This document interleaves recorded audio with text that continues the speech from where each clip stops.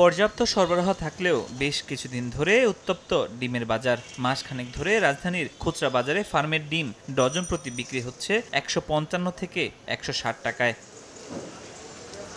বুধবার ডিমের বাজার তদারকিতে নামে ভোক্তা অধিকার সংরক্ষণ অধিদপ্তর। কাপ্তান বাজারে চালানো বিশেষ অভিযানে প্রমাণ মেলে ব্যবসায়ীদের কারসাজির। কারণ আমি তো মোবাইলে ডিমটা কিনছি, আমি তো জানি রেটটা কি।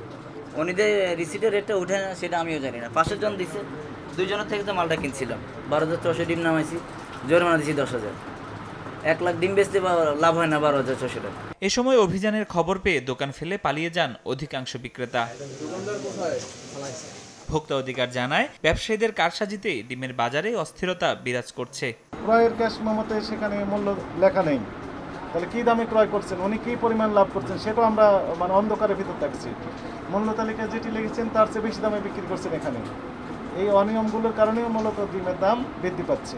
নগদের কাছে সব গ্রাহকই প্রিয়, তাই তো সারা দেশে ক্যাশ আউট চার্জ সবচেয়ে কম।